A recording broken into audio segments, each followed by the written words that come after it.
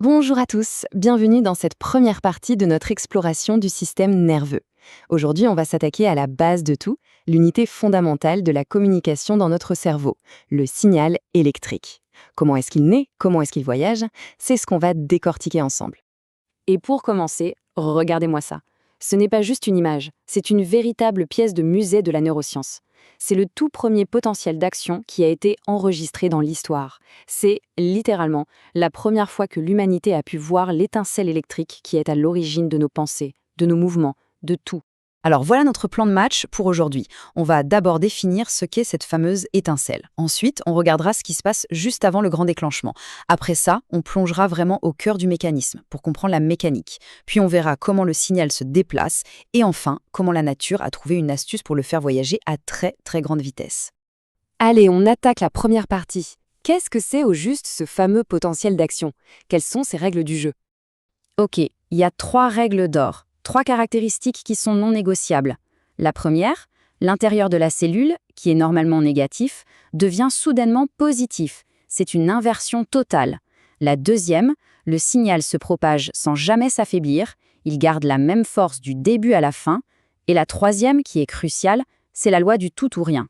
Soit ça se déclenche à 100%, soit il ne se passe absolument rien. Il n'y a pas de demi-mesure. Très bien, mais avant que toute cette action puisse avoir lieu, le neurone doit être dans un état de préparation. C'est un peu le calme avant la tempête. C'est ce qu'on appelle le potentiel de repos. Il faut imaginer le potentiel de repos à moins 70 millivolts comme la ligne de départ. Le neurone est calme, mais prêt. Le potentiel seuil, lui, à moins 55 millivolts, c'est la gâchette. Si la stimulation est assez forte pour atteindre ce point, c'est le point de non-retour. L'événement est lancé et rien ne peut plus l'arrêter. Et ce graphique, il est juste parfait pour illustrer ça. Regardez bien. Les premières stimulations, les petites, elles tentent quelque chose, mais elles n'atteignent pas le seuil. Du coup, pchit, ça retombe.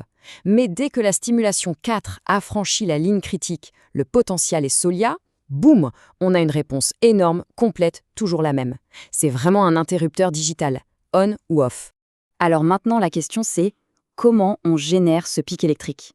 Qu'est-ce qui se passe au niveau moléculaire? Eh bien tout ça, c'est le résultat d'une chorégraphie incroyablement précise, une sorte de ballet qu'on pourrait appeler la danse des ions. Et les danseurs principaux, les stars de ce ballet, ce sont eux, les canaux ioniques voltage dépendants. En gros, ce sont des petites portes dans la membrane du neurone. Et ces portes sont très spéciales, elles ne s'ouvrent et ne se ferment qu'en réponse à un changement électrique. Ce sont elles qui vont contrôler qui entre et qui sort. Ce graphique, c'est vraiment la clé pour tout comprendre. La courbe bleue, c'est notre objectif. C'est la forme du potentiel d'action. Les 2 autres courbes, la rouge pour le sodium et la verte pour le potassium, elles vont nous expliquer, étape par étape, comment on construit cette belle montagne russe électrique. Alors, accrochez-vous, on décompose le mouvement en 3 temps. Premier temps, la dépolarisation. Paf! Les portes à sodium s'ouvrent en grand. Le sodium, qui est très concentré à l'extérieur, se rue à l'intérieur. C'est la courbe rouge qui monte en flèche, et ça fait grimper le potentiel. C'est la montée du pic. Deuxième temps, la repolarisation. Les portes à sodium se ferment, et maintenant ce sont les portes à potassium qui s'ouvrent.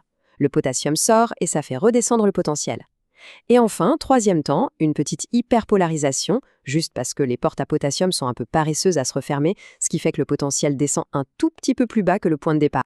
Et si on avait encore le moindre doute sur le rôle capital du sodium, cette expérience vient tout balayer. Ici, on a retiré le sodium de l'environnement et on l'a remplacé par une autre molécule, la choline, qui est trop grosse pour passer par les canaux. Et le résultat est sans appel, regardez les courbes 2 à 5. Moins il y a de sodium, plus le potentiel d'action s'aplatit, jusqu'à disparaître complètement. C'est la preuve par A plus B. Pas de sodium, pas de signal. Ok, notre signal est créé. Super. Mais maintenant, le plus dur commence. Il faut qu'il voyage tout le long de l'axone, qui peut être très long, sans perdre une miette de sa force. Comment faire? Si l'axone était juste un câble passif, comme un simple fil électrique, on aurait un gros problème. Imaginez un vieux tuyau d'arrosage percé. Le courant fuirait de partout à travers la membrane et le signal s'éteindrait très vite. Ce serait totalement inefficace pour communiquer sur plus de quelques millimètres. Heureusement, la nature a trouvé la parade, la propagation active. Et l'idée est géniale. Au lieu de laisser le signal se propager passivement, le potentiel d'action se régénère lui-même à chaque point de l'axone. C'est comme une ola dans un stade. Chaque section relance le mouvement, ce qui fait que la vague ne s'arrête jamais. Le signal qui arrive à la fin est une copie parfaite de celui qui est parti. Mais ce n'est pas tout. L'évolution a mis au point une optimisation encore plus incroyable pour gagner en vitesse et en efficacité. C'est un peu le passage à la fibre optique pour le cerveau, la myéline. La myéline, c'est tout simplement une gaine isolante qui s'enroule autour de l'axone, un peu comme le plastique autour d'un fil électrique. Ça empêche les fuites de courant. Grâce à ça, le potentiel d'action n'a plus besoin de se régénérer partout, tout le temps. Il peut se propager passivement sous la gaine, très vite, et il se régénère uniquement dans les petits espaces non isolés, qu'on appelle les nœuds de Ranvier. Du coup, le signal saute d'un nœud à l'autre. C'est la conduction saltatoire. Et ça change tout en termes de vitesse. Et ce graphique, il nous montre à quel point cette innovation est spectaculaire. Regardez la différence.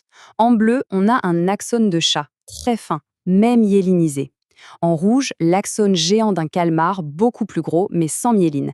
Eh bien, le petit axone du chat est bien plus rapide. La myéline permet d'avoir un système nerveux ultra performant sans avoir besoin de neurones gigantesques. C'est une optimisation absolument incroyable. Pour résumer, on a fait tout le chemin. On est parti d'un neurone au repos à moins 70 millivolts. On a vu qu'il fallait atteindre un seuil pour déclencher un signal tout ou rien. On a compris que ce signal était créé par une entrée de sodium suivie d'une sortie de potassium. Et on a terminé en voyant comment la myéline transformait la propagation en une véritable autoroute de l'information. Le signal a donc parfaitement voyagé jusqu'au bout de l'axone. Mission accomplie? Eh bien, pas tout à fait. En réalité, le plus complexe reste à venir. Parce que maintenant, la grande question, c'est comment ce message purement électrique va-t-il faire pour sauter par-dessus le vide et aller parler à la cellule d'à côté? C'est tout le mystère et toute la magie de la synapse, et ce sera précisément le sujet de notre prochaine analyse. D'ici là, pour être sûr que toutes ces notions sont bien en place, n'hésitez surtout pas à vous entraîner avec les quiz qui sont disponibles sur la page. On se retrouve très vite pour la suite.